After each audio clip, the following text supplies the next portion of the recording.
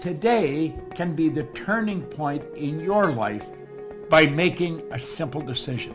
Fundamental questions of navigation. Where am I? Where am I going? And how do I get there from here? I invite the leaders of our planet to ask themselves these three questions before they make any crucial decisions.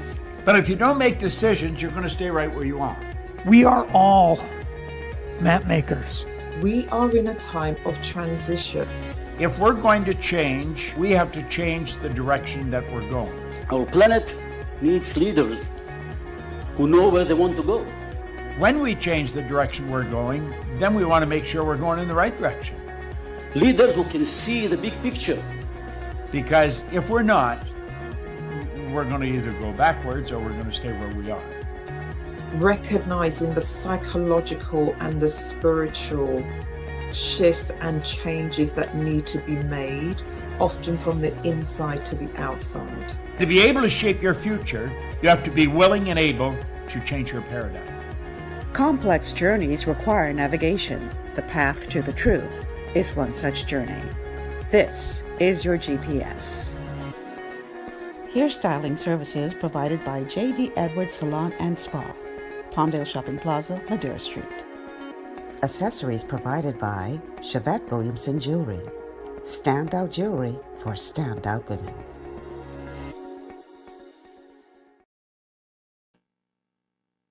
Good afternoon, everyone, and welcome to GPS, Global Paradigm Shift on Global 99.5 FM. I'm your host, Michelle Malcolm, and as always, it's a pleasure to be in your company today. Thank you so much for tuning in and making GPS a part of your afternoon routine. It's Friday, so you know what that means. It's a TGIF Open Line Show today, where we talk about the week that was. And as my co-host, you guys help to determine the direction, temperature, everything of this show within reason. You know, I got to say that because sometimes some of our callers get a little excited and run out a little bit.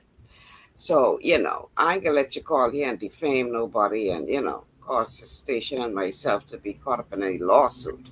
But within reason, we are going to talk about whatever's on your chest. This is your opportunity to get it off of your mind. TGIF, that's what Fridays are for.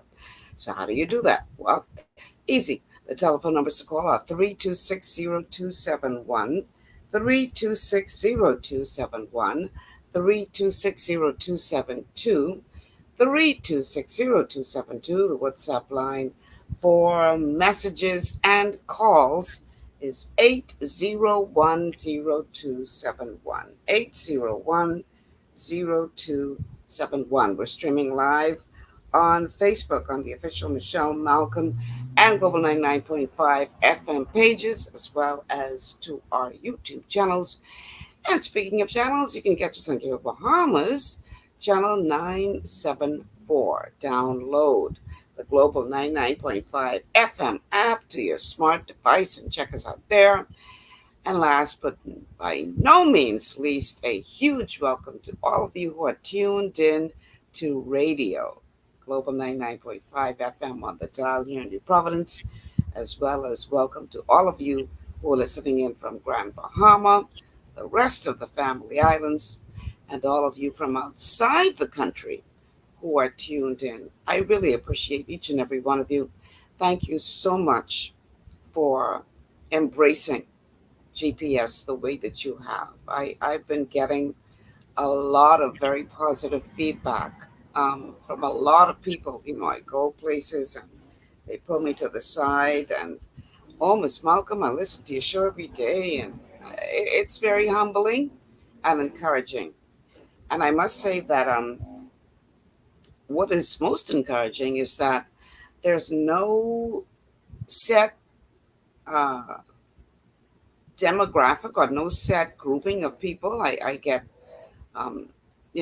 middle-aged people. I get younger people. I get people who have been younger longer, men, women. It's just remarkable. And I give God all the glory. And I want to thank you all, those of you who do tune in every day. This show would be nothing without you. And so a huge thank you to you all. And of course, a huge thank you to our sponsors who make this show possible. If you so are inclined, if you have a business or if you provide a service and you enjoy what we do here at GPS, then put your money where your mouth is. Support the show so that we can stay on the air. The telephone numbers, if you'd like to do so, are 3260271 and 3260272. After the show, you can call in and we can arrange to get a contract, done up for you and get you in front of the best audience in the entire world to advertise your products here on GPS. So, Friday. You all know what happens around here on Fridays. We talk about the week that was. This was a very, very, very heavy week here in the Bahamas. Very heavy week. A lot to talk about. You would have thought that the big story would have been the proroguing of Parliament. You would have thought that would be the big story.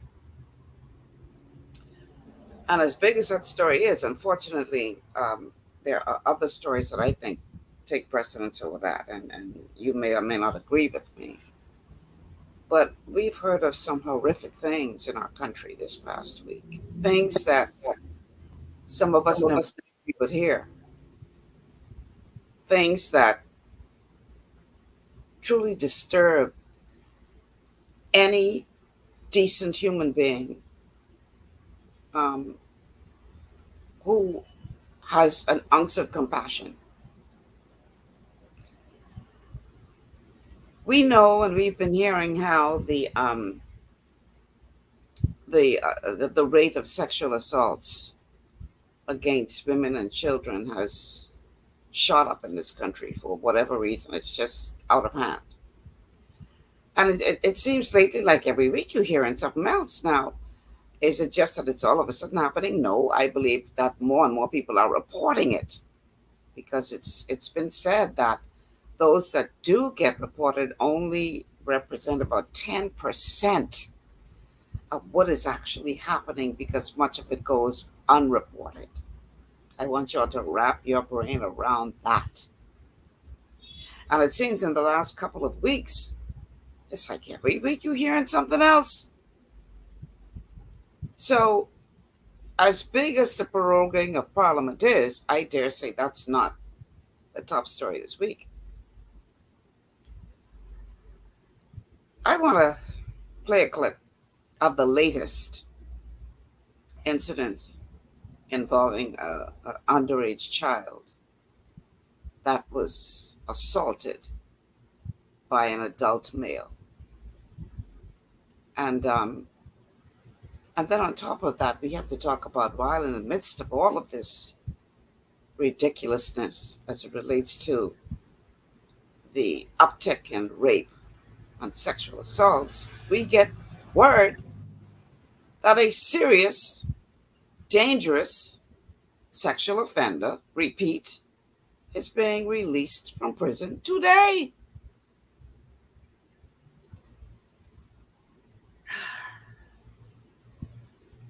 I'm like, y'all can't be serious. JT's on the line. JT, what you saying? I'm blessed, Michelle. Good. And let me say to you what I just said to Jason. Thank you so much for the privilege of being able, allowing me, as you said, the privilege of calling into your show, Michelle. Mm-hmm. I don't abuse it. I don't take it lightly, and I respect it highly. So I thank you for the opportunity. Mm-hmm. I'm calling in today, Michelle.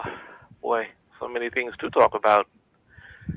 But Michelle, it concerns me again as a Bahamian to find out how bad of a reputation we, the Bahamian people, have gotten internationally. Michelle, I had some experiences this week that is making me think about us again as a people. How did we get so bad? In the areas, of course, wherein we are bad, because we are good in many areas. We ain't all bad. Michelle, I heard two things this week. One, it is my understanding that some people in business in this country who are providing particular services, they know whenever customers bring whatever into those businesses to get fixed, that it seems to be the trend now, not, or rather to intentionally not fix problems that are brought in by customers so that the customers can continue coming back. Michelle, wherever that may be true, that's corruption. Wherever that may be true, that is wickedness. Wherever that is true, that may be wrong. The Bible then tell you and me, the love of money is the root of all evil. When you see people willing to rip off customers only because they want more money coming into their kitty, they don't care about the quality of service they're giving. They just want money. That's the face of evil. That's the attitude of evil. Michelle, and the other thing that is companion to this. Oh boy, us Bahamians, when we do good, we really do good, and God bless us for the good that we've done, that He's blessed us with the wisdom and the common sense to do over the years. But Michelle, for people who are supposed to be godly and live on godly principles and Christian values, Michelle, there is so many things wrong in this country right now that I'm finding it amazing that we have been the Christian people or Christian culture over the years that we've been. We're not all Christian. We're not all doing right. But culturally and traditionally, we have been a people who acknowledge God and His principles and did our best to live honestly, live right, treat each other with respect, do unto others as you want them to do to you, and so on and so forth. But now, Michelle, it seems like the Bahamas of today has completely lost those values, has completely gotten so caught up on evolutionism, atheism, moneyism, to the extent that any and everything godly has been thrown out the window. Michelle, I know only God could fix us. I know only God could fix us. But how on God's green earth did we get this way? Or why did we as a people allow ourselves to get like this? Where it seems as if only money or material things matter. Michelle, I'm a Bahamian, you're a Bahamian. And at the end of the day, whenever any Bahamian does wrong and an international person says Bahamians are crooked, Bahamians are rotten, Bahamians are corrupt, they never single out. Oh, it ain't JT. Yeah, but JT, I hear what you're saying, but we got to get to the point where and I'm not saying that we shouldn't be concerned about our international reputation and what our visitors have to say, because that whole situation with the taxi driver robbing the visitors. Yeah, I heard about it, but I wasn't even thinking about it. We need to get to the point where we are concerned about how we treat each other. But that's my point, Michelle. I know. I mean, you're going in a different direction that I wanted to start the show with today. Okay. I really, really want to talk about this uptick, this increase in these attacks that we see happening to our people. Young women, girls, old women, it don't matter. Michelle, That's where we go today. Because, we could talk about, we got to watch our reputation. This is all true. Everything you're saying is true.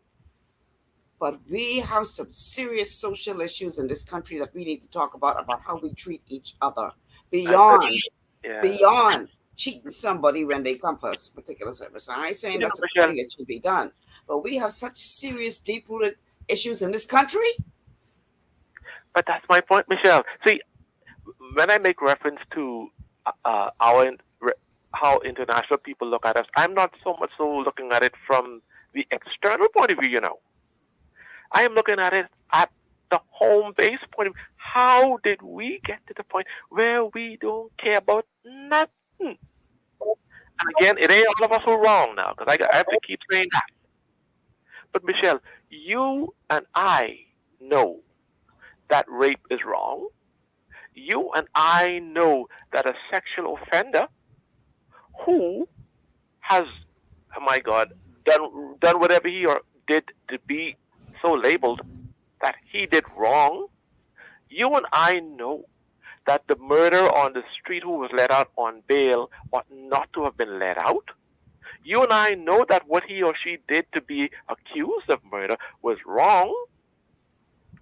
But Michelle, the question again is, how did the peaceful Bahamas that you and I grew up in, that was so wonderful and so prosperous in values, get to the point where now we as a people, we are rottening from the inside as a nation, and it's, yes, spilling on the outside. But I am with you.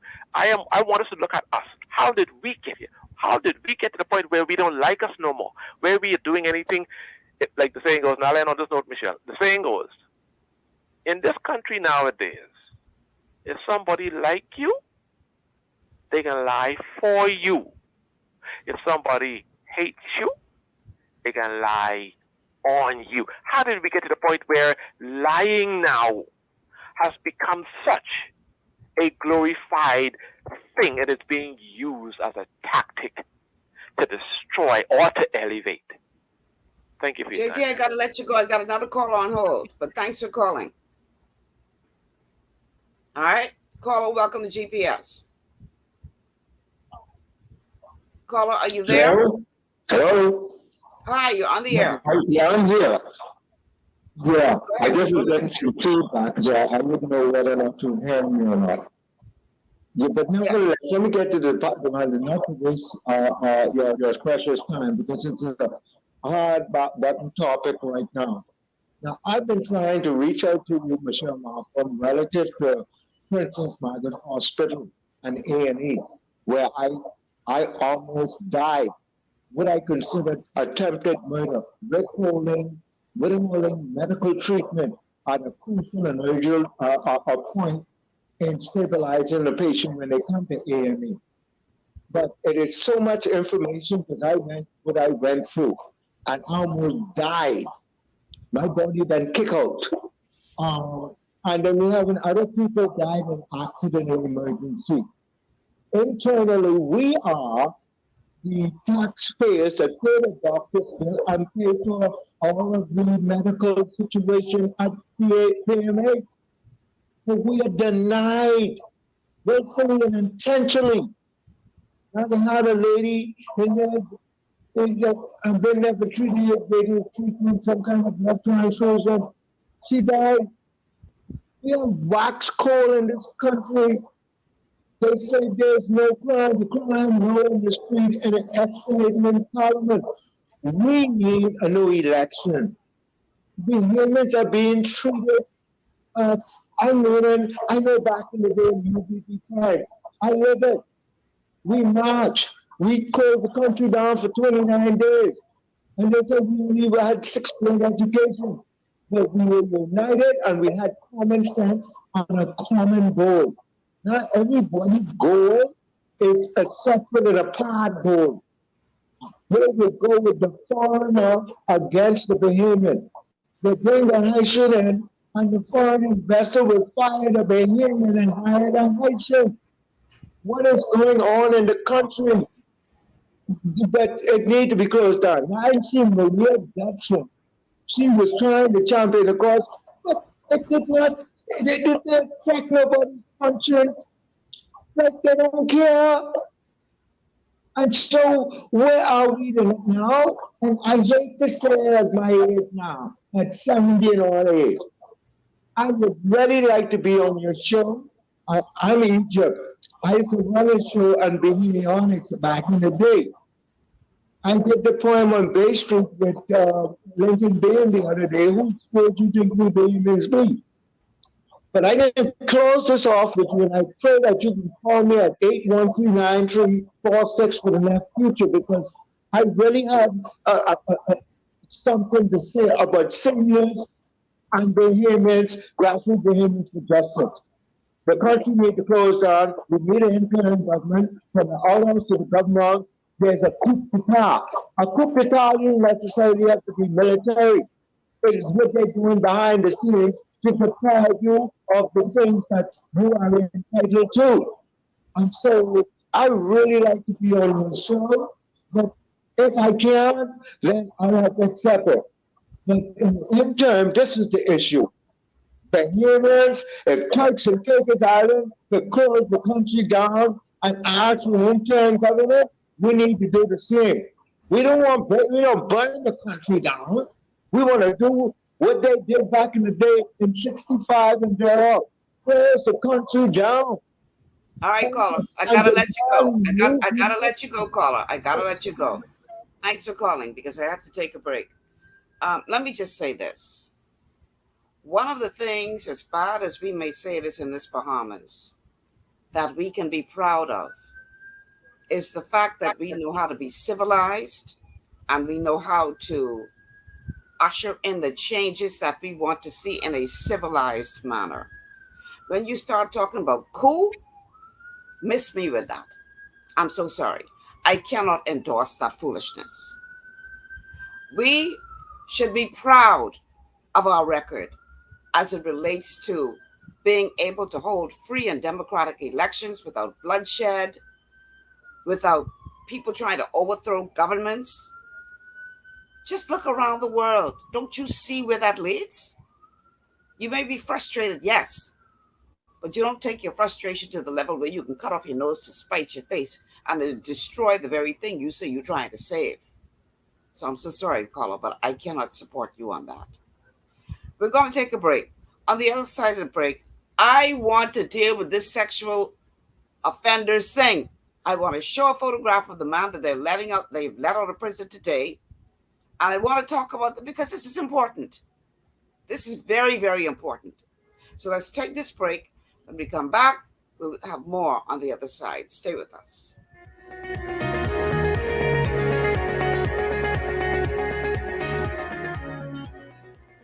Global Paradigm Shift will return after this. Understanding your microbiome, also known as your gut ecosystem, can change everything you thought you knew about nutrition, digestion, immunity, and metabolism. Keeping your gut ecosystem healthy and balanced is essential. Ultimate Microbiome by Longevity was specifically formulated to optimize this ecosystem. It provides the advanced support your gut needs through prebiotic, probiotic, and postbiotic supplementation. Our unique blend of probiotics includes Lactobacillus and Plantarum, healthy bacteria that can help prevent harmful bacteria from taking over your gut. Increasing your gut's population of beneficial bacteria creates a more balanced gut microbiome, which has been shown to aid in weight loss, skin health, sleep, mood, and may even help with seasonal allergies. Ultimate Microbiome also promotes the production of postbiotics. Postbiotics are key to help regulate your gastrointestinal health. To enhance digestion, Digizyme Multi-Enzyme Complex, a blend of 5 specific enzymes, has been added to Ultimate Microbiome. It can help break down food so your body can better absorb nutrients. Plus, we've added our proprietary I-26 Hyperimmune Egg Powder to aid in the elimination of disease-causing gut bacteria and help your body balance its immune response. Ultimate Microbiome, the scientific, proprietary, and holistic approach to gut health that helps optimize your body's entire gut ecosystem. To learn more, contact your Longevity associate. Welcome to Sunshine Auto, the hardest place on the planet for a web-based We are your auto superstore for rims, Lexani, Azaras, Trueform, Western, Lux, Fuel, Tracklight, Tough, Rough Racing, Velocity, Mud, All-Terrain, and low-profile tires, cars, homes, and commercial window tinting. At Sunshine Auto, we put God first and customer is king. To stay healthy, it's crucial to make sure you get the nutrition you need every day. But it's difficult to get all your recommended vitamins and minerals from food alone. Even in the United States, 94% of people are deficient in at least one nutrient. Beyond Tangy Tangerine 2.0 by Youngevity is a simple, convenient, and affordable way to help your body get the essential nutrients it needs. It's an advanced plant-driven multivitamin mineral complex that contains certified organic whole foods, trace minerals, and antioxidants. BTT 2.0 supports your body's natural defense system with a proprietary blend of energy-boosting and body-loving nutrients, plus prebiotics, probiotics, amino acids, and enzymes that support digestion. With an unusually high ORAC score of 8,000, you get even more antioxidants to help combat free radicals that can cause damage to your cells. But to get the most benefit and value from any multivitamin, your body must be able to break down the nutrients so you can fully absorb them. Otherwise, they'll just pass through your system without doing any good. Beyond Tangy Tangerine 2.0 was specially formulated with synergizing cofactors to ensure you get maximum nutrient absorption. Beyond Tangy Tangerine 2.0 is the easiest way to give your body the balance and complete daily vitamin mineral supplement it needs for optimal support of your overall health. To learn more, contact your Youngevity associate. This portion of GPS is brought to you by Tiki Bikini Hut at Junkanoo Beach. Great food, cool tropical drinks, and family fun in the sun. Welcome back to GPS Global Paradigm Shift on Global 99.5 FM. Michelle Malcolm in your company on this TGIF Open Line Friday, where we look at the week that was. And I'm inviting you all to be a part of this discourse today. The telephone numbers to call 3260271, 3260271, 3260272, 3260272. The WhatsApp line for messages and calls is 8010271, 8010271. We're streaming live to our official Michelle Malcolm and Global 99.5 FM Facebook page. If you haven't already done so, like and share the show. Let everybody know that GPS is on the air. You can also catch us on our YouTube channels and, of course, also on Cable Bahamas, channel 974. Alternatively, you can download the Global 99.5 FM app to your smart device and check us out there. And welcome to all of you listening by way of radio, whether it's from here in New Providence, Grand Bahama, throughout the Family Islands, and a special welcome to all of you who are tuned in from outside the Bahamas. Welcome, welcome, welcome. All right, we got to talk about this, y'all. We got to talk about this. We are seeing an alarming increase in sexual offenses against children, women, elderly, young, in between. It doesn't seem to matter to these people. The latest incident, we heard about the 9-year-old that was abducted, so brutally raped. They call it sexual offenses when it's a child, that I believe the child is still in hospital receiving treatment. They've yet to catch that predator. And I'm going to go, while we're speaking of him, I'm going to go ahead now and put his picture up. This is a sketch of the person who they believe was responsible for brutalizing that 9-year-old. Take a good look. If you know anybody who closely fits that description, who drives a white vehicle, because the police did put out on social media, I saw the white vehicle that this person was driving when they abducted that child. Please, somebody out there knows who this is. Please do the right thing and report this person. Even if you are wrong and it's the wrong person, let the investigation find that out. But if you suspect that you know who this is, Please do the right thing and let's get this beast off the street. So as bad as that was, then we heard reports of an 8-year-old thinking, oh my God, this is getting worse. Then this past week, we heard this story of an 11-year-old being impregnated by a big gray man who was in a relationship with the child's mother, an 11-year-old child. I want that to sink in. Impregnated. Here is that report. I've had a troubling report of an 11-year-old girl who was impregnated by her mother's boyfriend, and then an abortion was procured through pills. National Security Minister Wayne Munroe telling reporters that an intense investigation is underway into this incident as authorities remain concerned about the upswing in sex crimes in country. Munroe says he received reports of this crime on Monday. Just around the same time, police revealed that an 8-year-old was sexually assaulted by her neighbor. Matters like that are troubling because the child must have a safe place to go, feel safe that they know somebody who they can report it to. Munroe also expressing concern as it relates to young children being in homes with potential predators. We also criminalize and seek to control what is called financial abuse, which is somebody is paying the rent, paying school fees, paying the mortgages, and use that as a lever to be able to take advantage of either the woman or the children. And it's against this backdrop that he's making this request. You do not have to compromise because somebody is threatening not to pay. If that happens to be the case, that offends the Protection Against Violence Act, and you should report it. And the courts have the ability to compel the person to continue to pay. And as for perpetrators of these crimes, Munroe has this strong warning. That if you are offending against young children, when you come to be released, whoever occupies the chair I occupy will have to issue a general notice to the public that you as a sexual offender is being released. So please stop it so that you don't have to be subject to after you complete your sentence, and you will have to do all of your sentence. The public must then be protected against you.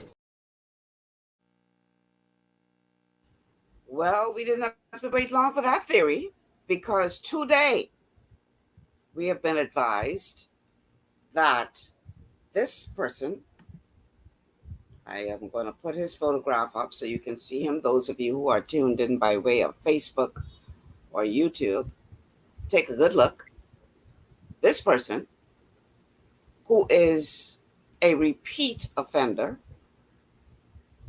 is now being put back out into the public today after serving a couple of years for one of his many crimes that he admits have been going on for decades. Now, here's the thing.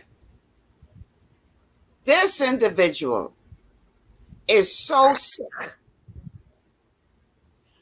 While he was in court being charged with what he was put in prison for, in court in front of the magistrate, he physically, sexually assaulted a police officer in the court. I say in the court, y'all. You before the court being charged with a sexual offense, and you are so out of control that in the court in front of the magistrate, you're going to physically and sexually assault a woman, a police officer at that.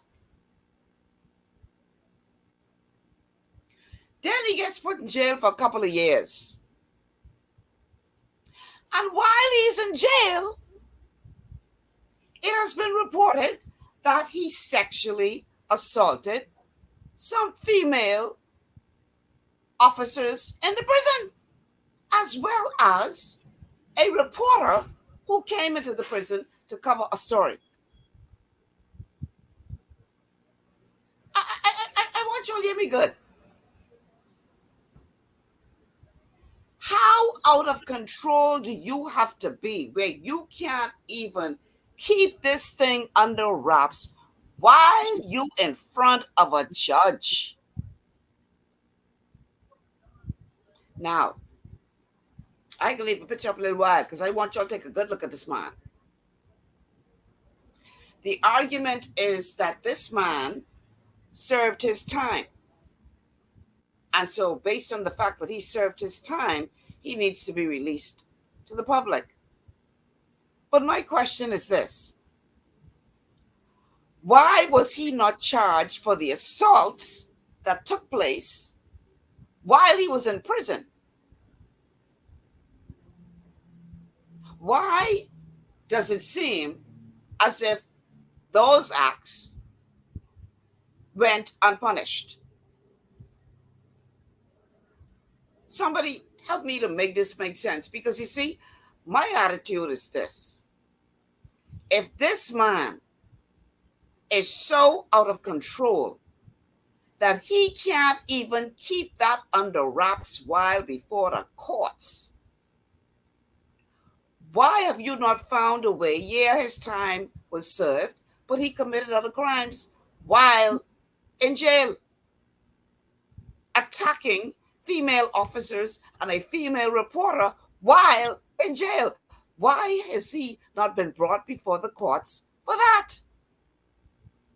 Why are we so quick to let this obviously sick human being back on the streets as if we don't have our hand full as it is dealing with sexual offenses? Somebody make it make sense. Help me, please, to understand the logic behind this. We have a call on the line. Caller, welcome to GPS. Miss Malcolm, good afternoon. Hi. Continue doing what you're doing, but this place is just gone, and it's so hurting. They need to put him somewhere, or they need to put him in some rehab. He shouldn't be back out here. He came back out here, and he come out here now, and he's gonna tear up again. Because how much years he been sitting in there? You see what Clayton Fernandez said in the last statement that he was on the radio when that 19-year-old raped that 85-year-old. Clayton Fernandez was to test. He said, because you know what's the problem? It's the system. That's our problem, the system. And he specifically said that live on radio. And you should hear him. He was actually in test. You know, it's just so ridiculous. Our system is clearly broken. Clearly broken. Serious. Because he come out now, he come out to tear down. And not only that, Miss Malcolm, to hear what Miss Monroe said, what he said, what makes him to go after these women? Eyebrows, their lips, their hips, the way they bend. In other words, just breathe. Just breathe. Just breathe. My God. Like you say, make sense. Make this sense. He don't need to come out. But anyway, God is in control, and God can deal with all of them. Miss Malcolm, continue keeping up. All we could do is continue praying. We need a revival in this nation. God bless you. Thank you for calling. Listen, female or anybody who have a female in their life that you love and want to see protected, please be careful. Please be aware of your surroundings. We can't assume that we live in a safe Bahamas anymore, because clearly we do not. I just don't for the life of me understand why more is not being done to protect us. Why are we the ones who are locked away in our houses while criminals seem to be roaming the street? They free, roaming the street. And we got to be locked up in our houses. We got to have all the bars to the windows and the steel doors. We the ones in prison. Why was this man not charged with the crimes that he allegedly committed while locked up in prison?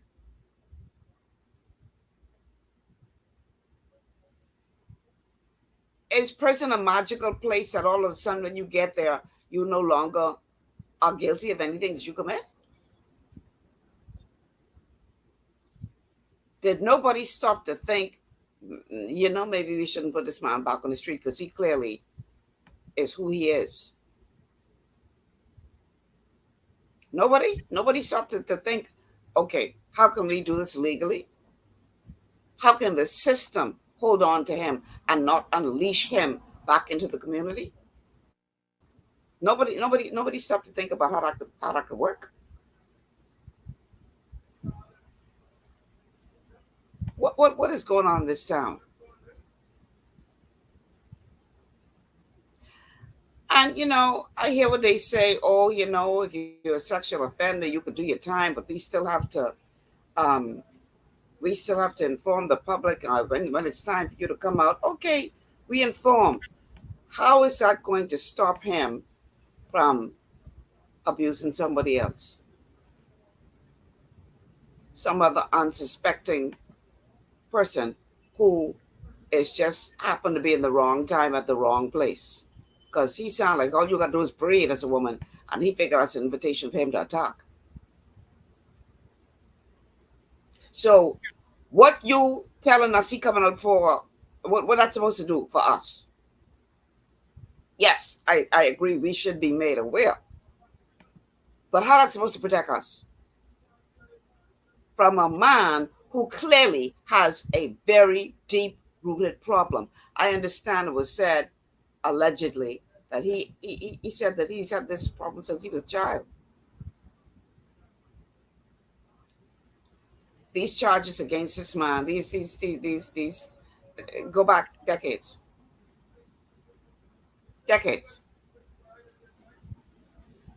And after he spent a couple years in jail, we figure we got to release him back on the street because he served his time. What about his victims? Will they ever be able to serve their time? Will they ever be able to get beyond the trauma that he inflicted on them?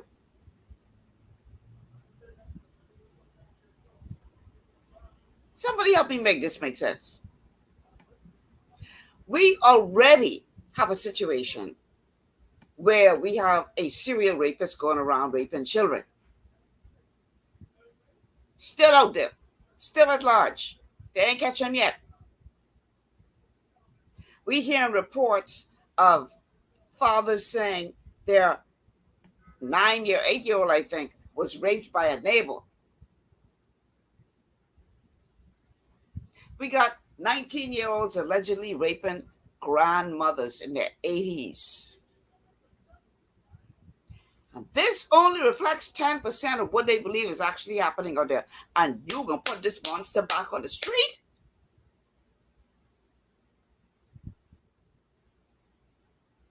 Somebody please help me to understand this. One of y'all out there who got a legal mind, a lawyer, a prosecutor, somebody please explain this to me.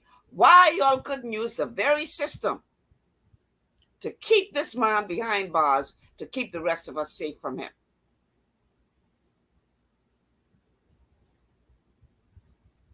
And, I hear people saying, oh, everybody deserves a second chance.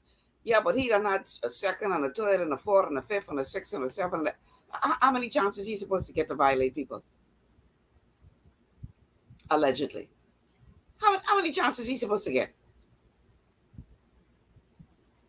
How many chances and how many lives? Make it make sense. And if you say to me, okay, we can't keep him in jail, then perhaps we need a facility where we could send these unrepentant repeat offenders. Because I can go out on a limb, but I'm pretty sure I'm right about this. I'm pretty sure he ain't get no kind of rehabilitation when he was in there to stop this from happening again. Quite frankly, I don't know if you could rehabilitate a demon. Because I really believe he's demon possessed. Spirit of lust. I know how you can rehabilitate that. But in the meantime, you can put him back in the public. And then the most you could do was just show us a picture and say, well, this fella could be a little dangerous, so be careful, make sure you look over your shoulder. Really?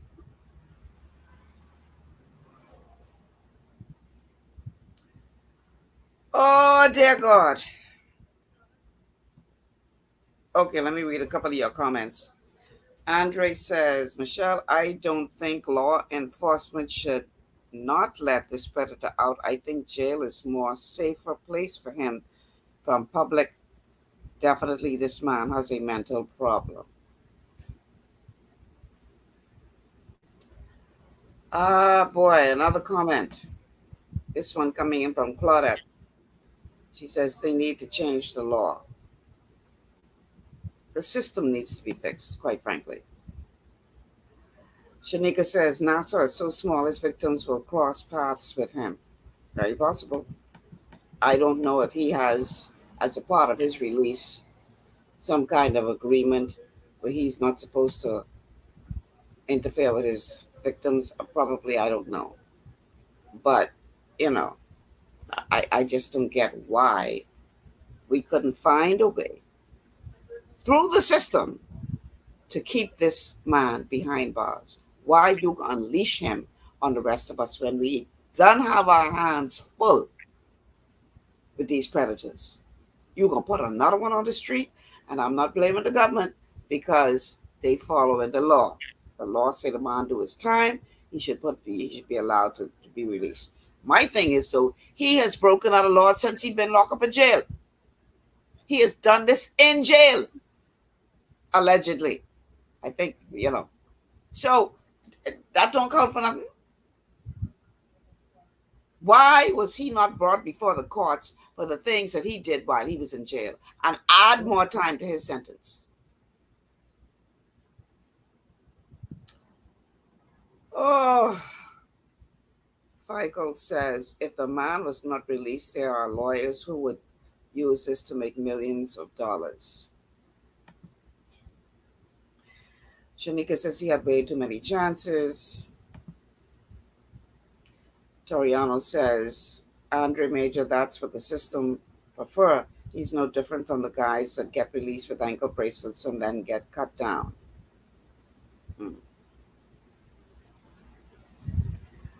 Claudia says the law needs to change. All rapists should get life in prison. Andre says, don't forget now the Ministry of National Security is responsible for public safety. The minister has the call. Shanika wants to know where he lives. I don't know, Shanika.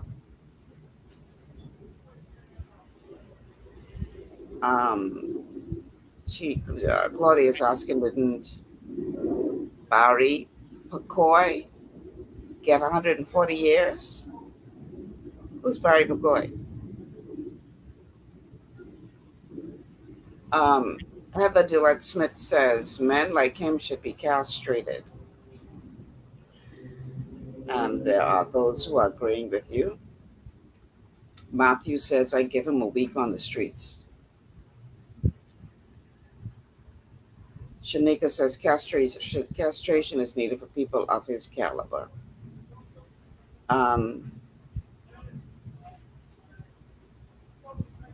Okay, let's read a couple more and then we're going to take a break. This one is coming in from Quentin. Quentin says, Michelle, this man is mentally sick. He needs to be at Sandilands Rehabilitation Center. Obviously, he's not well. Well, he probably sexually assaulted people there. I hate to say it. Claudette says, if I'm not mistaken, Barry McCoy got 140 prison for rape. Wayne Monroe said he is a health risk. Does this mean he has a communicable disease? I don't know. Wolverine says some people can't be rehabilitated. I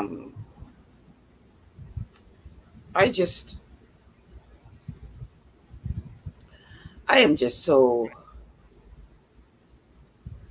disillusioned, disheartened when it comes to how we operate in this country. We say that, everybody matters and, but you really have to wonder sometimes just how much.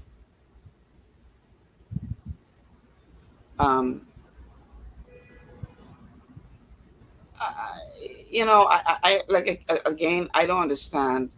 I understand from a legal perspective, you do your time. But if this man had been on good behavior while he was locked up, didn't commit any other crimes while he was locked up, then you could argue, well, you can't hold a man. He's been rehabilitated. He's done his time.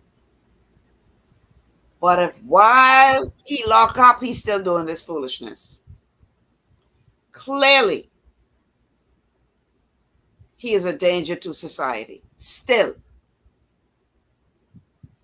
I would hate to see where he comes out and violates somebody else before action is taken to put him back behind bars again, because that's a life that will forever be impacted.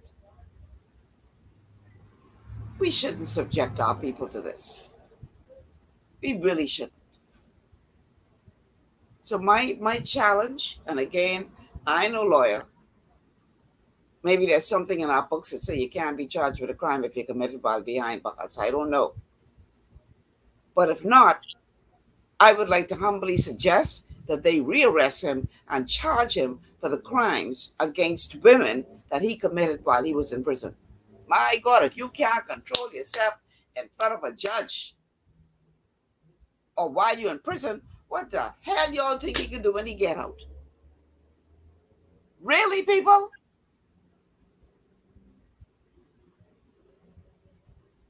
Let's take this break. Going to continue on the other side. Stay with us. It's TGIF Open Line Show, where we look at this place called the Bahamas and the week that was. We'll be back after these words from our sponsors.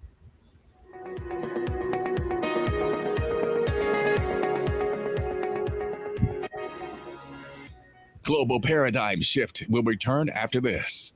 Your body's immune system is under constant pressure from things like stress, lack of exercise, and toxins in the environment. It's crucial to be proactive and support your immune system with the nutrients it needs to function effectively. But it's often hard to get these nutrients from food alone. Introducing fast-acting Zinc Plus Immune Support by Longevity. Unlike zinc-only supplements, Zinc Plus Immune Support builds on the proven power of zinc and adds complementary nutrients to give your immune system extra support. Vitamin D helps balance the effects of zinc, while our proprietary blend of natural fruit and root extracts provides the extra help your immune system needs to work against daily stressors. And we've included Longevity's exclusive plant-derived minerals to give your body the minerals it needs, but can't get from food alone. And because Zinc Plus Immune Support is delivered in a great-tasting, sugar-free, berry-flavored lozenge, it encourages quicker absorption of all these nutrients into your body. Zinc Plus Immune Support. Zinc plus the extra support your body needs to promote a healthy immune system. To learn more, contact your Longevity associate.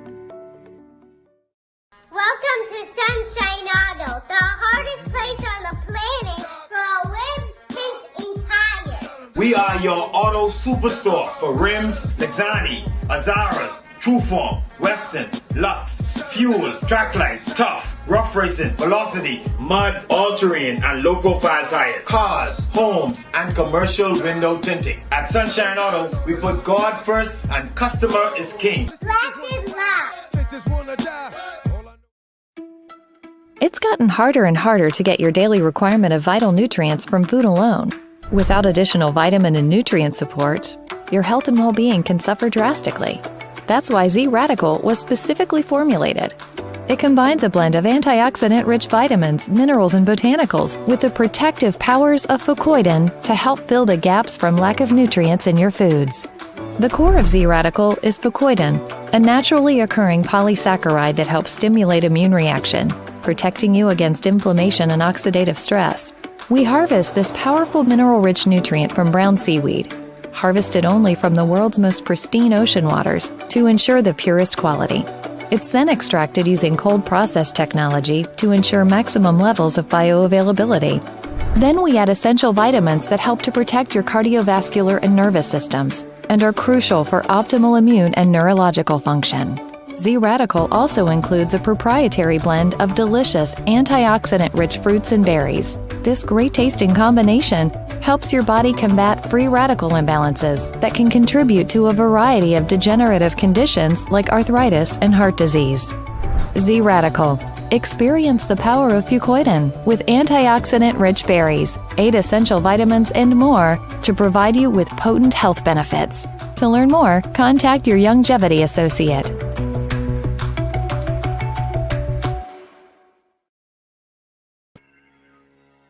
And we are back on this TGIF Open Line Friday, where we talk about the week that was. I'm Michelle Malcolm.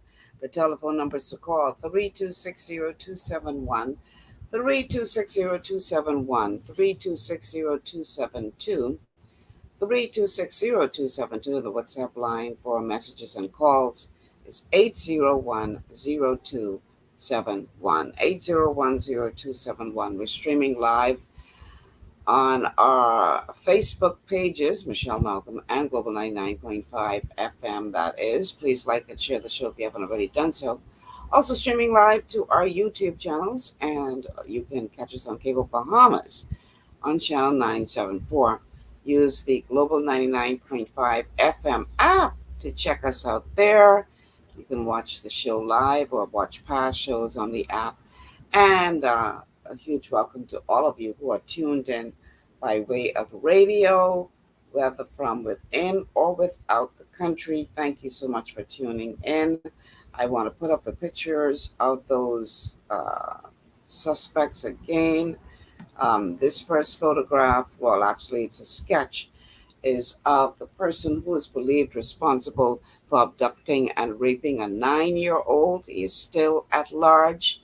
I want to encourage you to please take a good look at this person who was driving a white vehicle when he abducted the child and brutally raped that child. From what we've been told, the child is still hospitalized and being treated for the injuries that was inflicted on her by this person. Please take a very good look at that person because he needs to be taken off of our streets. And just returning to the streets, take a good look at this man. Mr. Sidney Cooper is his name, released from prison today. Repeat sexual offender, can't hold himself back.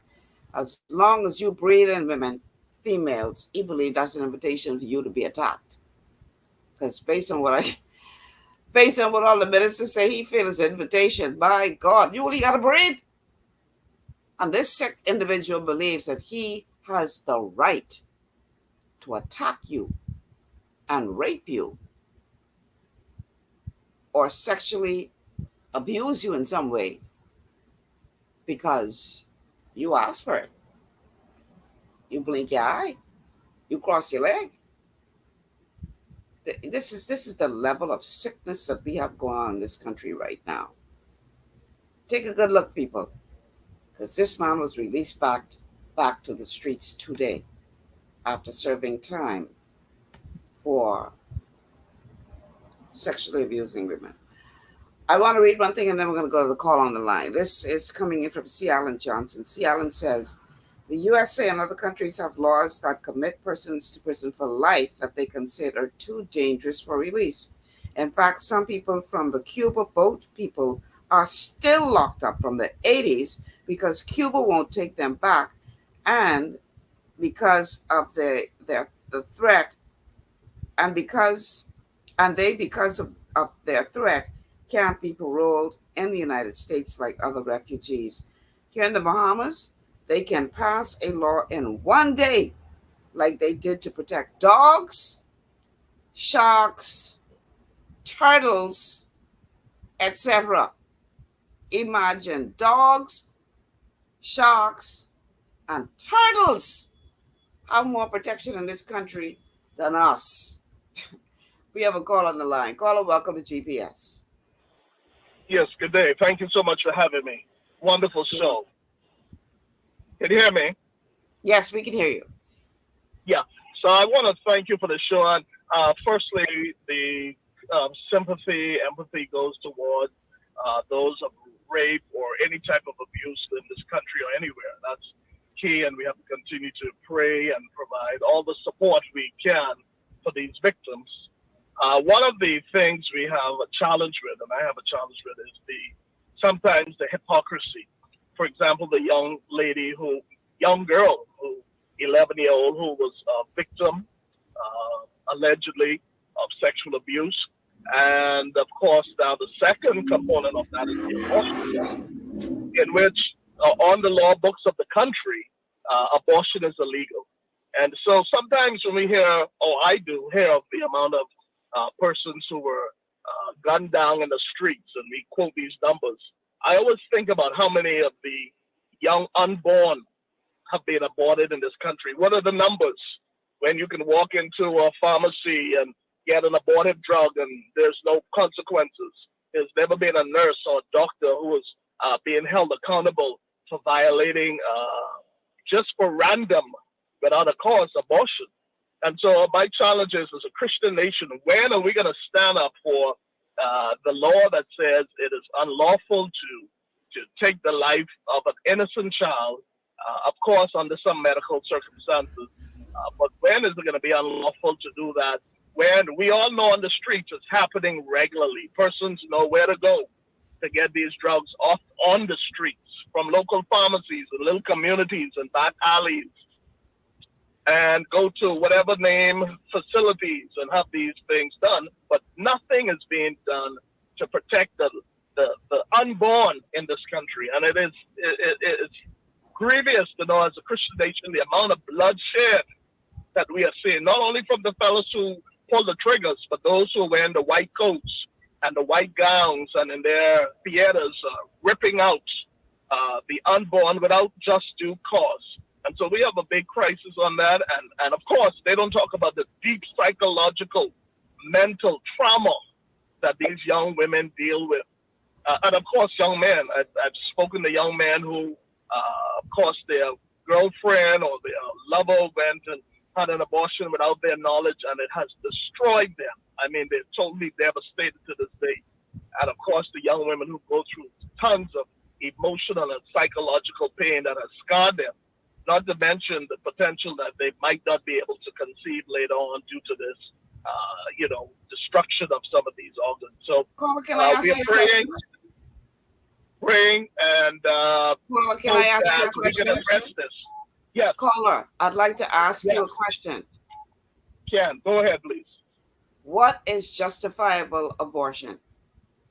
Well, I don't believe in any type of abortion, but on the law books, they said if it's the mother's life is seriously at risk to death. So you believe that 11-year-old baby should have been forced to have a child by a rapist? Absolutely not.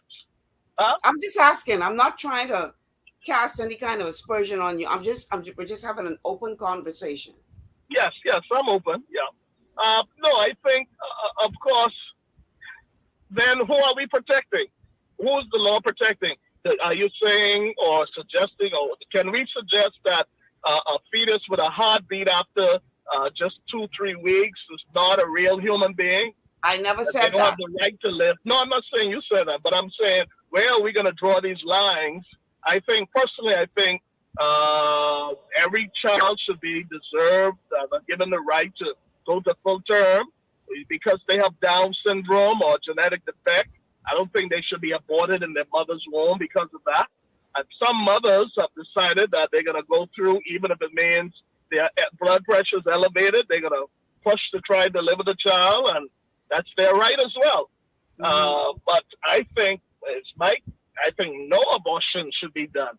I don't think we should have the right and the authority to rip out a child's life.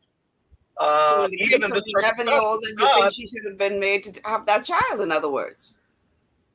Yes. If no abortion should be done, none, under any circumstances, then what you're saying is that 11-year-old child should have been made to have a child.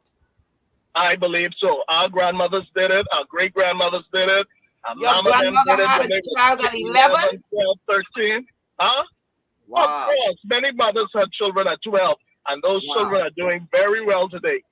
Very Wow. well. Grammy them had them from 13, 14. And the children are alive and well, and we are here because of it. It's sad, but we as a community have to provide the support. I'm not saying leave that 11-year-old, but what is the trauma she's going to face now? Knowing that when she remembers, she's not dumb. She's going to remember going to a theater or having a pill, and the child that she might have, whatever the case is, she's going to remember that procedure. Are we addressing the pain and the hurt and the trauma that she's going to deal with later on as well? And so, but my point is, a Christian nation, when are we going to come to a point of what is abortion? So if I go into college and I don't want a baby, then that's my justification. Well, I've had it for my boyfriend, or I have a baby for a married man, so I'm going to abort the baby. Then when is it going to be any type of justification? We all have justifications for what we're going to do. And each case, everyone is going to have a justification of why to kill a baby. And the doctor, the nurse, and the pharmacist is to make money, and it's not a viable life. And so, hey, take this pill. It's $1,000, $50 for the pill. Let's kill a baby and let's move on with life. But the fella on the street who pulled the trigger, we will give him a life sentence.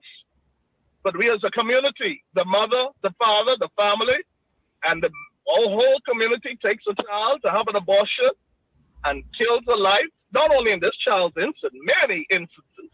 And we just keep quiet as a society, but yet we say only 110 murders a year. It's thousands of genocides that we have killed in this country under that procedure. God bless you. Let's pray. As a Christian nation, we must stand. And I salute America. They just passed laws in the Supreme Court that ban these illegal, unregulated abortions just for so many reasons. And I hope the Bahamas follows behind as we stand for Christianity and faith. We don't have the right to kill babies and abort a generation because we want the money or we don't want to deal with the consequences of raising a child. And we just want to kill life. And we feel we have power. Everyone in this country, most people feel they have a power to take life unwarranted. And we must stop this. The bloodshed is thick on this land, and we have to repent because the blood has reached the skies in this land. Not only on the streets, but in medical facilities and in pharmacies and in clinics and in homes. God bless you. Thank you for calling. And everybody's entitled to their opinion. And this abortion is one thing I just don't want to touch on this show. Because I hear what you're arguing, caller. I hear what you're saying as a believer. I understand exactly what you're saying and where you're coming from. And God, please forgive me if I'm wrong for saying this, because I'm not perfect. But for you to tell me that an 11-year-old child who has been raped, no fault of their own, should be made to carry that child to term. And there's so much gray area here. And maybe I'm just totally out of order saying what I'm saying right now, and God forgive me if I am. But I'm thinking of that 11-year-old child. Yes, I believe that all life is sacred. I believe that. People make decisions sometimes for very foolish reasons to end a life. I get that. We're talking about an 11-year-old child who is still a child herself, raped.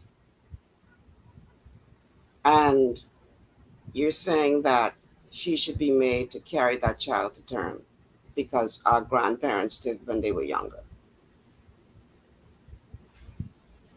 So my question is, will that not be a life sentence for her?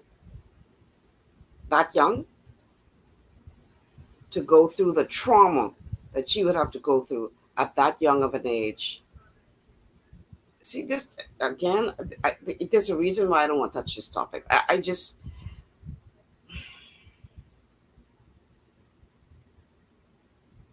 How do you say to the mother of an 11-year-old child. How do you? Anyway, I don't want to go there. I really don't want to go there. And I hear what you're saying. I believe that all life is precious. But the life of that 11-year-old child is precious as well. Will she be traumatized by the fact that she will have a memory of aborting a child? I'm sure she will be. But she's already been traumatized. She's already been traumatized. That rape that she endured was trauma. So now we putting trauma on top of trauma. Again, I don't want to go on this topic because this is such an emotive topic. You know, I'm conflicted here because I do believe in the sanctity of life, but this child is 11 years old. And what kind of trauma are we going to inflict on that child for her to have to go through that childbirth experience at 11 when she herself is still a child? And, you know, listen, I've heard of stories. What's his name? Pat Robertson, not the white one, the black guy. He used to be on the 700 Club. He talked about the fact that he was a product of rape. His mother, albeit she wasn't 11 years old, a white woman, was raped by a black man and became pregnant as a result. And her family and everybody was trying to convince her to abort this child. And she made the decision that it wasn't the child's fault. And she brought the child to term.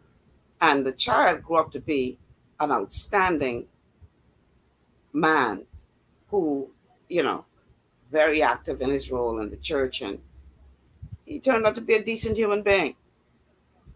She made that decision to have him in spite of the fact that he was conceived by rape. But she was much older than 11 years old. Again, you know what? I don't want to discuss this today because it's just too emotional. Because how on the one hand do you say no circumstances should an abortion be allowed, not taking into consideration the individual circumstances involved? Are women out there having abortions willy-nilly? Yes. It happens. And this is something that they, you know, will have to face for the rest of their lives. But to say that an 11-year-old child should be put through that, I don't know, Carla. I don't know. God forgive me, Lord, if I'm wrong for saying that. I just being honest with y'all. I just being honest. I don't know how you do that to an 11-year-old child. It's bad enough that she was raped by a whole big grown man. That within itself was enough trauma for that child. Forgive me if I'm wrong for saying it. This is one topic I intentionally have not touched because it is so emotive. And there are, to me, so many factors involved in this. So, you know, I really don't want to. There's a reason I haven't ever done that show before. You know, how do you allow an 11-year-old child to go through that? I don't know what to say, caller. And again, Lord, please forgive me if I'm wrong for saying it. Okay, so let me look at a couple of your comments. Charles says, we have to laws, I guess, we have to put laws in place the same way we put laws to protect shark women need new laws now. Stanley says, for my 12 and 8-year-old daughters, I'm ready to do life for them. If any man raped them, trust me on that. Wolverine says it's physical and mental abuse. Shanika says abortion is a very sensitive topic.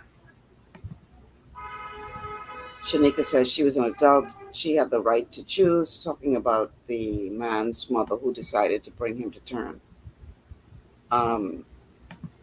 This is a long comment coming in from Vernon.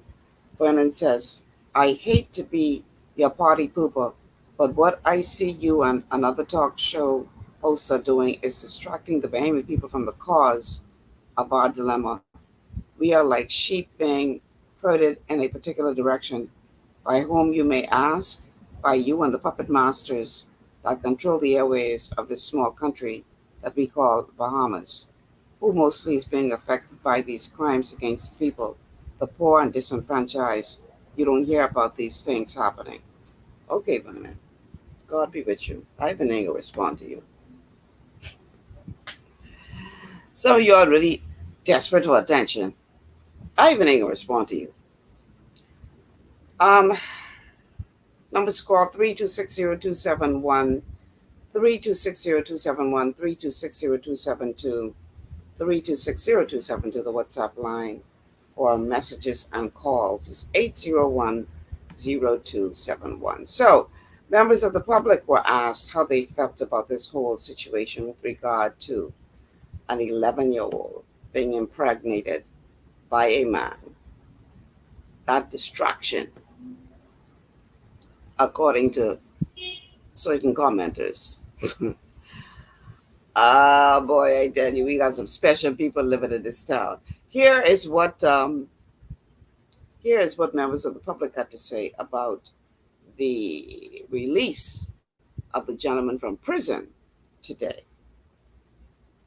After the unsettling revelations concerning 47-year-old Sidney Cooper and his scheduled release from prison tomorrow, some members of the public are voicing concerns that he might not adequately be prepared for the reintegration into society. So it makes me angry as a woman that has dealt with this personally.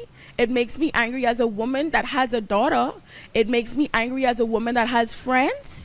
And it makes me angry as a Bahamian citizen because what is my government doing? It's really, alarming because I have younger nieces, I have younger cousins. To me, I don't think he should be released. There's no reason for him to be put back into the public if he's a danger. According to documents released to the media by the Ministry of National Security, Cooper, prior to his sentencing, showed no remorse and used obscenities and insulting remarks towards the complainant during trial. He also reportedly indecently assaulted a female police officer in the presence of a magistrate. In light of this, some residents say this calls for a greater rehabilitative effort by the Bahamas Department of Corrections. If they could go through a better process with getting therapy for them and, getting them Bible studies in the prisons, just to help them to be more prepared to go back into the public instead of going through the same process again and, end up right back where they left off. There should be a place that they go to, that they stay like a halfway house or something, that they're not in society to continuously perpetrate these offenses. These are serious offenses. And if you said that this person did this in the front of a magistrate, then he has no respect for authority. And who's going to say that he's not going to continuously do this? We have a system that doesn't offer proper rehabilitation.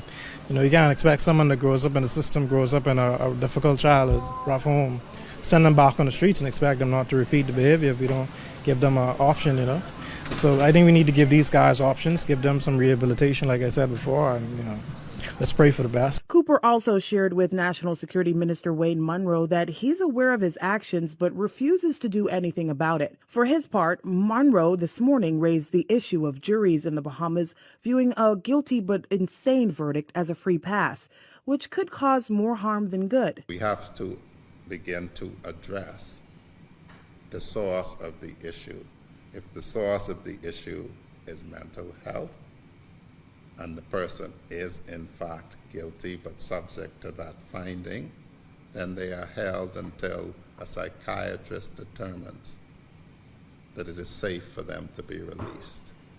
All of this is why we look holistically at the facility. We do not have adequate facilities to deal currently with mental health challenged residents. We're seeking to move to that. To move to that requires certain investment that the public would have to understand. And until then, Monroe is urging the general public to report any inappropriate behavior by friends, family members, or loved ones to the police. All right, we have a call on the line. Caller, welcome to GPS. Ms. Malcolm. Yes. Boy, what a time. We allowed this thing to get right out of hand, and it's getting out of hand badly.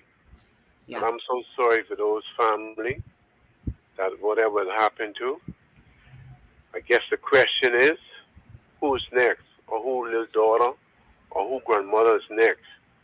That's how they looking at this.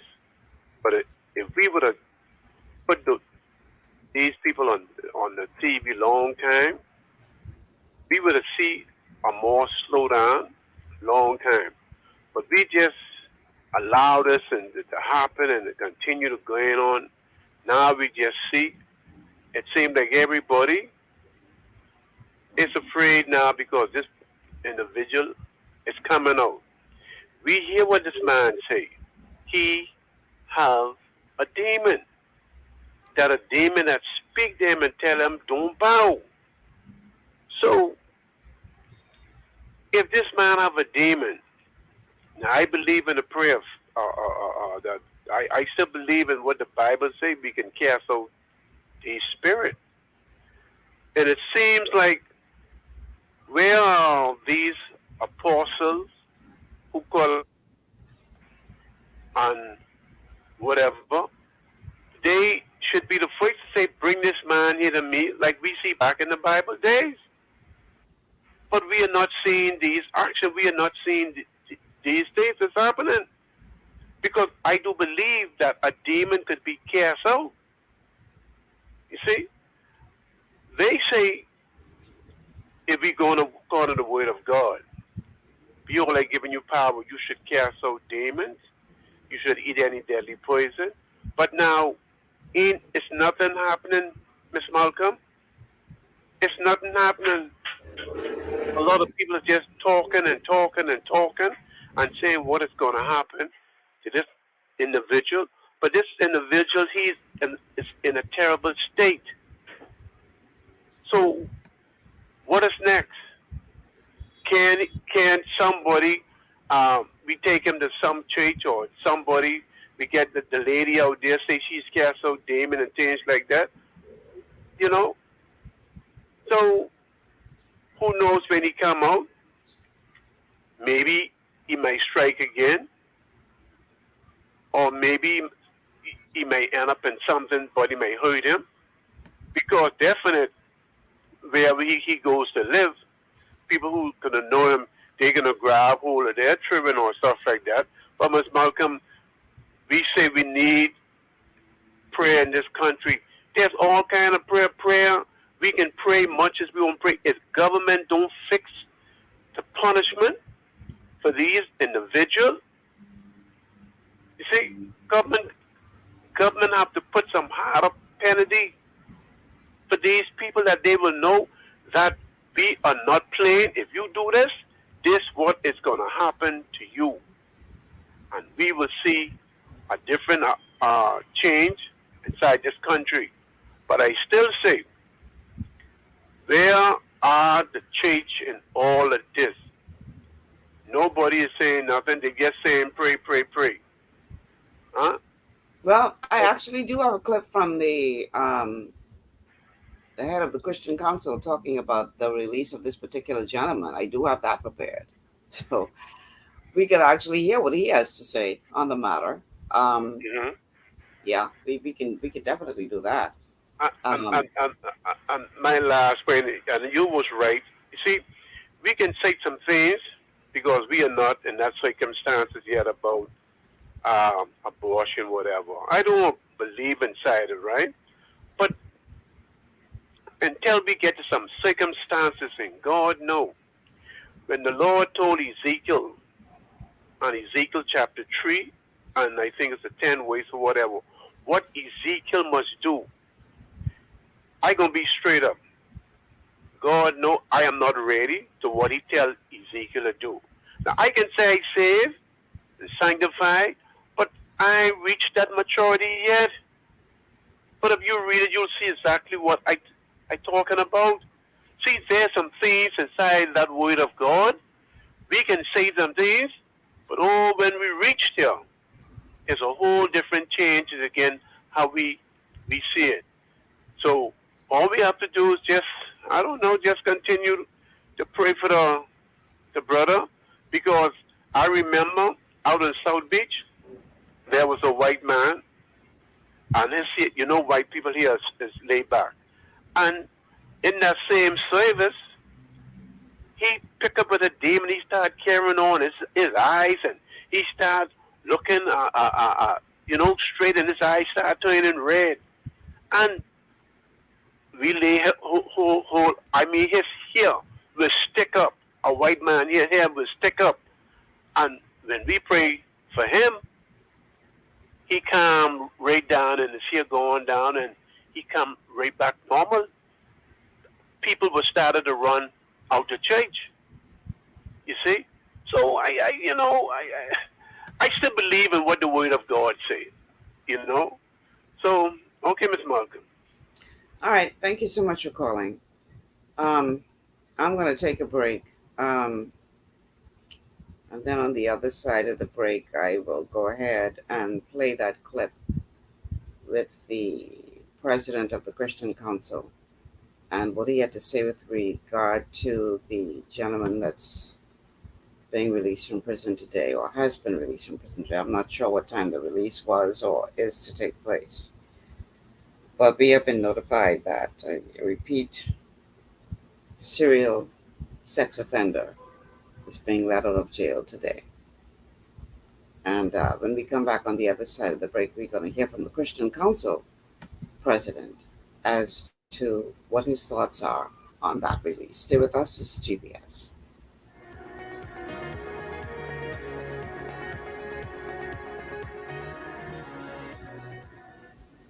Global paradigm shift will return after At this. Lee Air, safety is our #1 priority.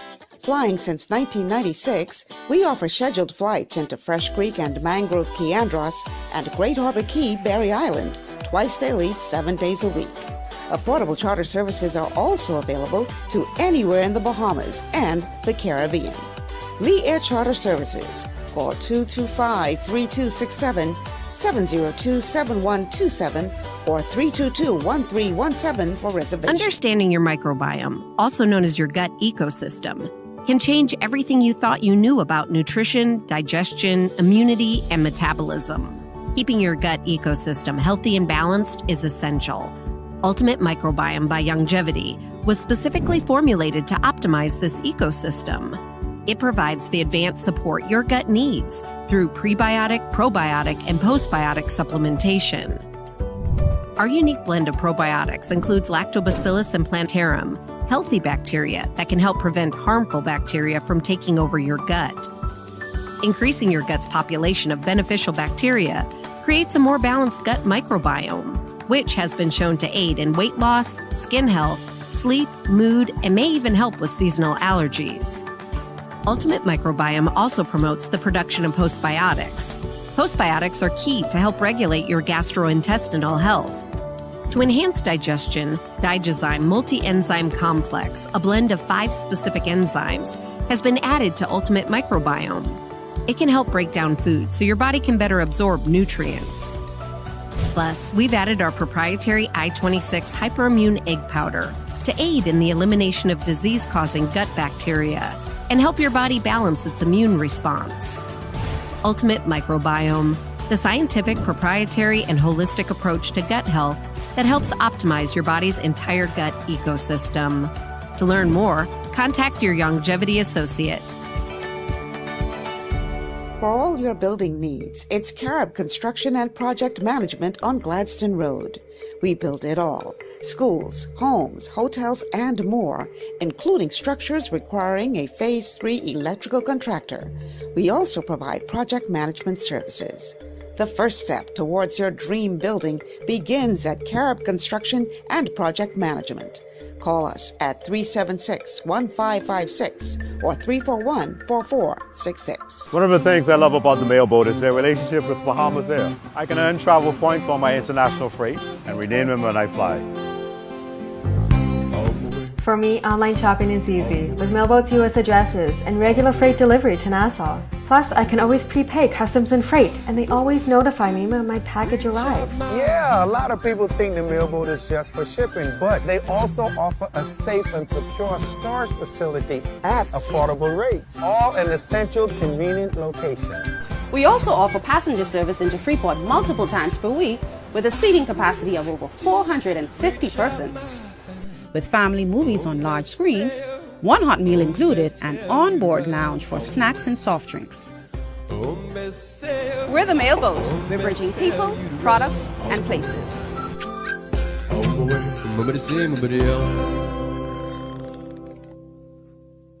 Executive Printers is your one-stop shop for all your branding and customization needs. Letterheads, envelopes, business cards, invoices, share and gift certificates, rubber stamps, vouchers, funeral programs, brochures, flyers, banners, and promotional items like mugs, water bottles, mouse pads, and key rings, all with personable service and great quality. No project is too small or too large. For great turnaround and competitive pricing, make an executive decision. Call us at 393-5011. All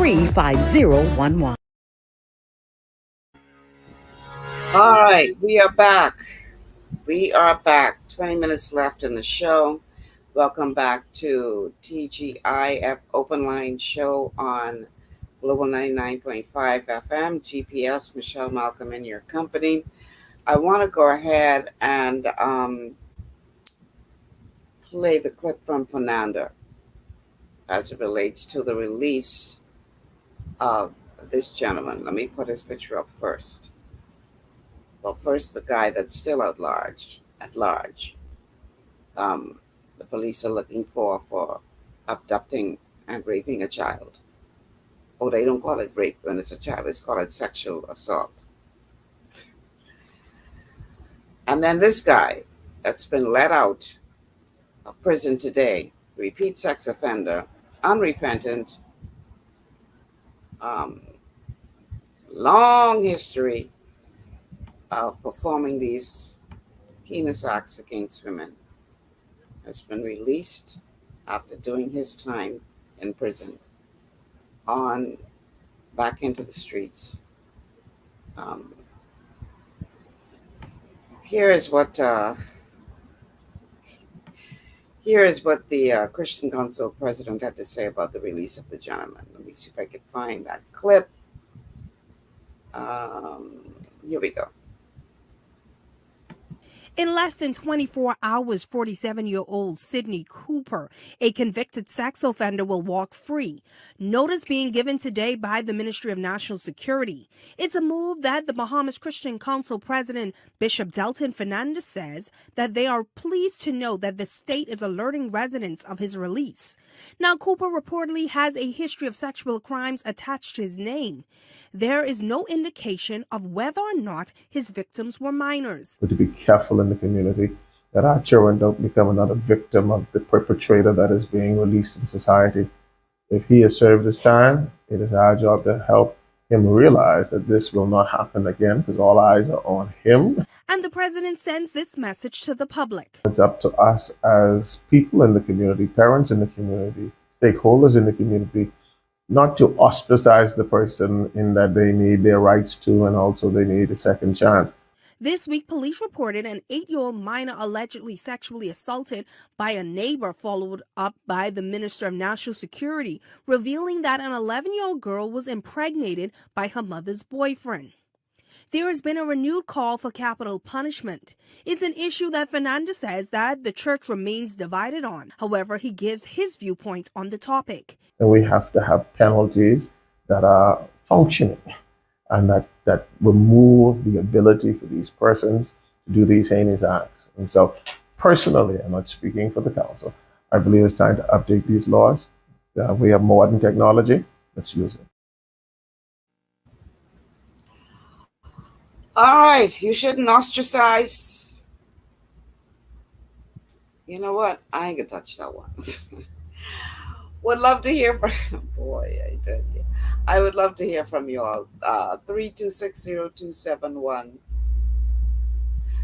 3260271. 3260272.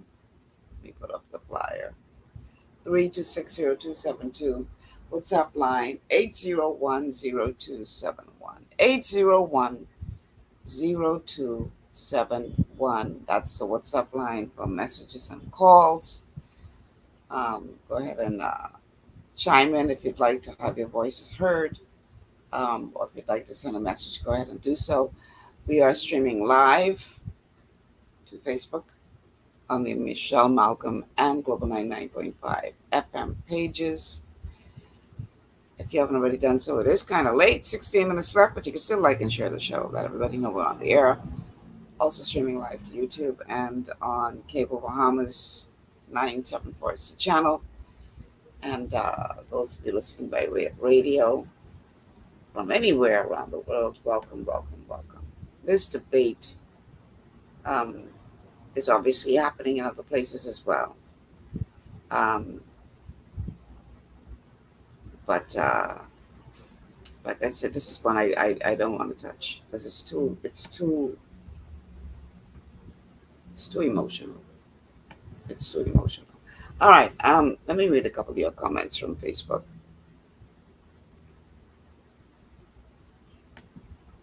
So Shanika says, Mr. You are talking BS to the highest power.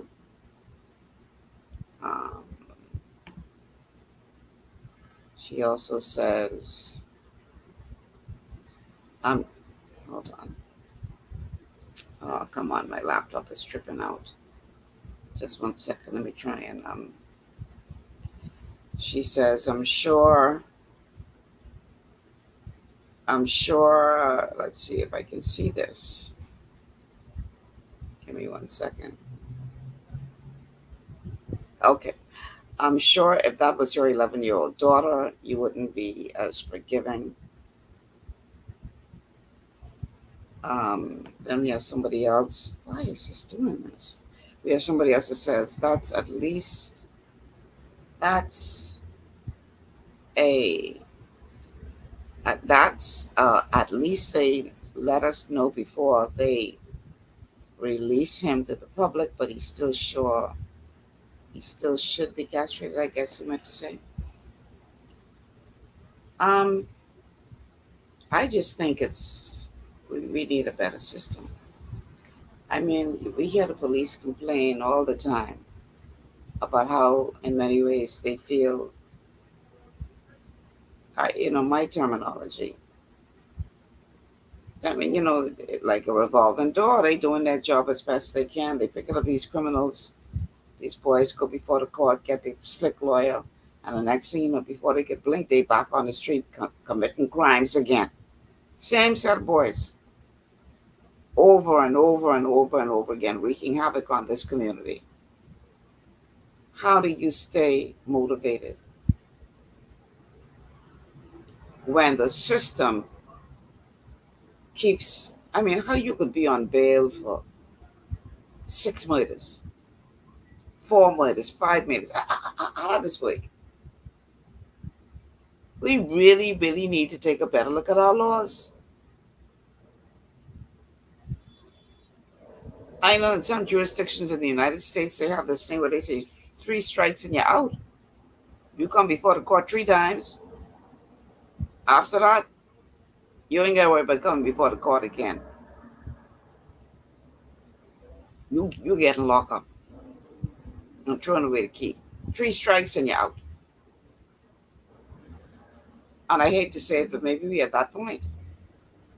It can be where you could be before the courts for murder and you committing murder while you on bail for murder. Make it make sense. And then the fellow who is a repeat, I saw the other day where there's a guy who was a repeat offender as it relates to breaking in people's cars and stealing parts from cars.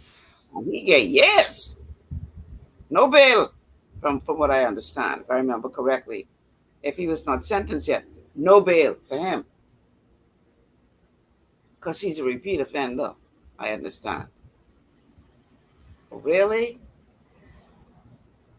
You ain't gonna grant no bail to somebody who breaking into people's car, but you granting bail to repeat people who allegedly repeatedly come before the court for murder? How does this make sense? But this is the system we have. This is the system we have.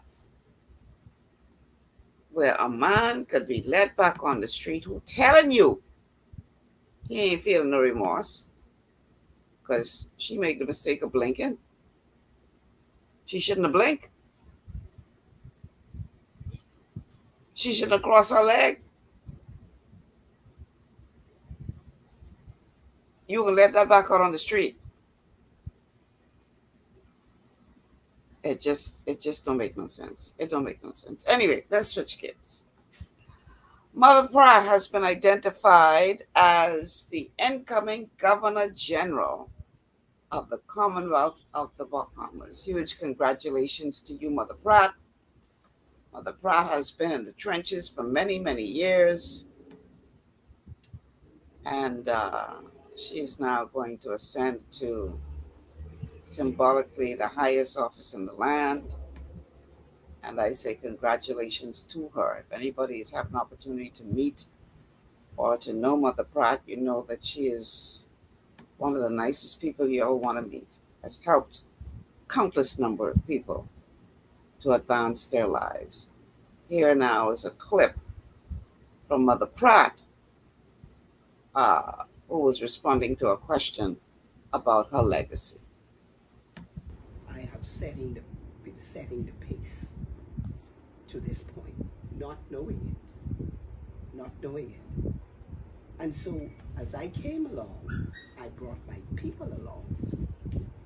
And so when I stand at my gate, even now, I have so many of them stopping to let me know what I did for them and their families years ago that I didn't even remember.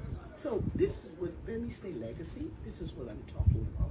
I want my people to know there once was a woman from the inner city who God had lifted up from the pit to the palace. I was having a hard time hearing it on my device. I hope that was not the same for the rest of you. I hope that you were able to hear better than I was what Mother Pratt had to say in that clip. Again, I want to say congratulations to Mother Pratt. And you know, it tells a lot about your character when you see people from both sides of the political divide who are all saying the same thing, that they don't have any problem with this appointment, that they think it is well deserved. Mother Pratt ascended in her political life all the way to the position of Deputy Prime Minister. And she, through her work in sports and community development, has helped countless people to go on to get college education and to better their lives one way or another. And she's just a real human being. You know, she's not perfect, but neither are you and neither am I. But she is, I say, well deserving of achieving this high office. And I'm sure that she's going to give it her all in her performance of her duties as the Governor General of the Bahamas. It is expected that she's going to be sworn in sometime in early September. And yeah, Mother Pratt going to the highest office in the land, symbolically, become the new Governor General. So, on behalf of all of us here at GPS, Mother Pratt, I don't know the last time I see you or when I'll see you again, but I want to personally say congratulations to you for achieving this wonderful accomplishment. You're a really decent human being, and really happy for you. Look forward to seeing what you will bring to that position in terms of the ongoing service, because you ain't just start serving. You've been serving your community and your people for many, many, many, many years. And this is just another level of service. So congratulations to you, Mother Pratt. Very, very happy for you. All right, we only got a couple minutes left in the show. I got one more clip I want to play y'all, because y'all ain't calling, so I got to, thank God I pulled a couple clips.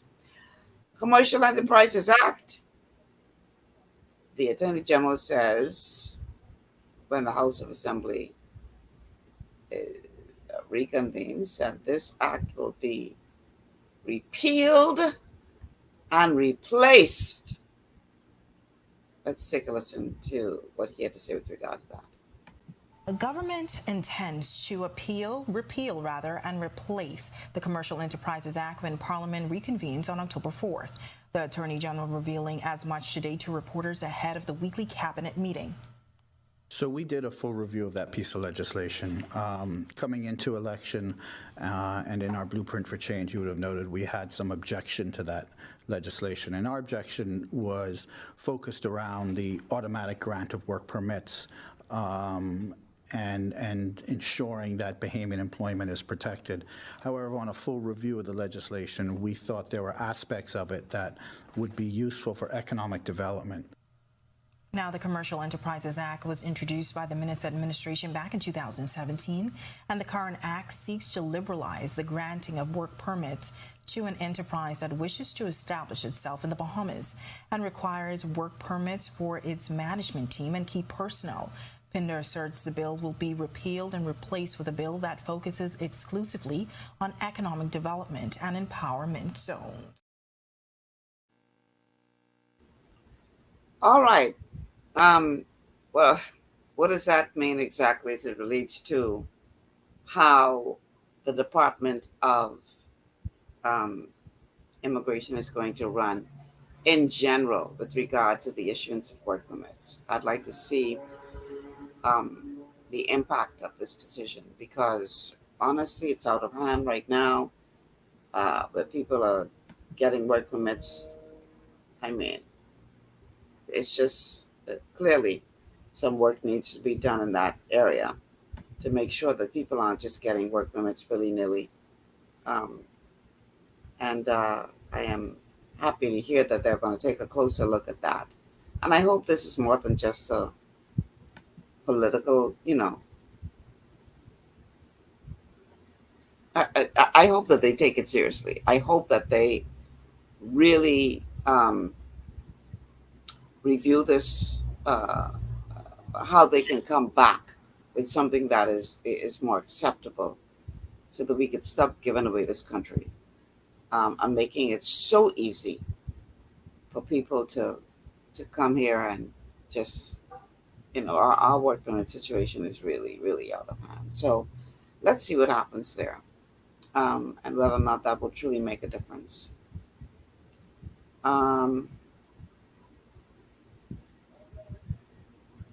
So Amos Junior Miller says, sorry, that's the wrong one. To all cabinet ministers, rape must be a capital offense now, 2023. Okay. And Sandra says they get in work permit without that act. They're only using that as an excuse. All right.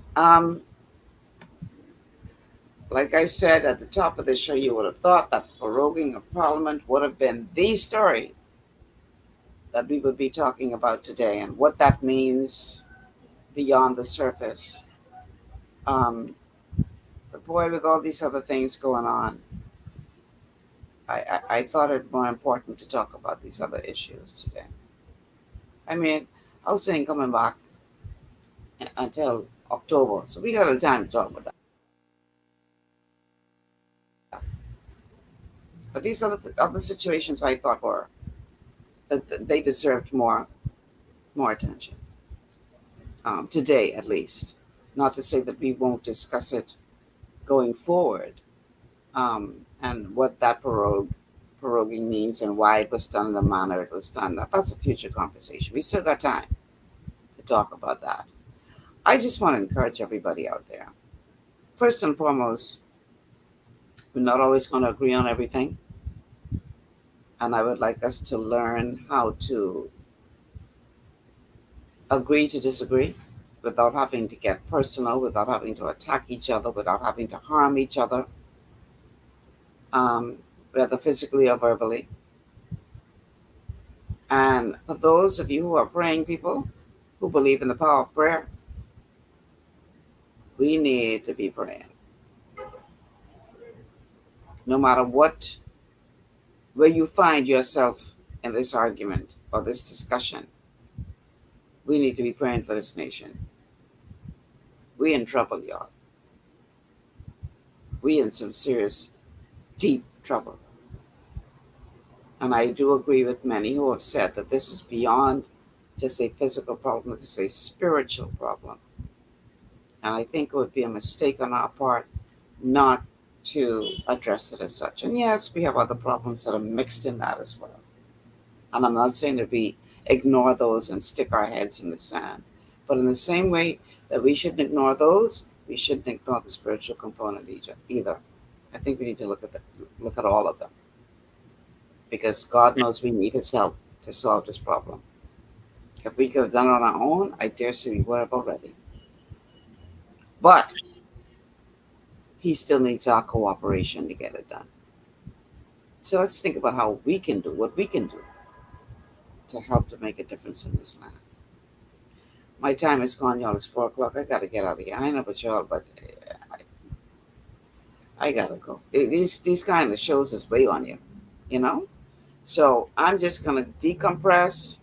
Please, nobody don't send me no serious message over the weekend. Don't be calling me, but I'm serious. I ain't taking your calls.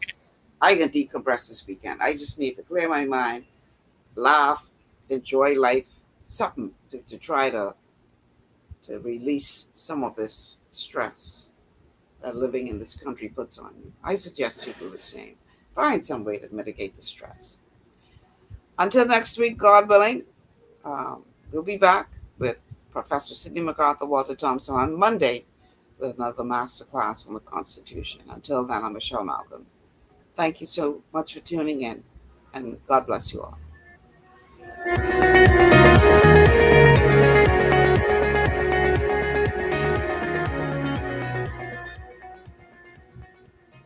Global 99.5 FM reminds our listeners that the views and opinions expressed on this show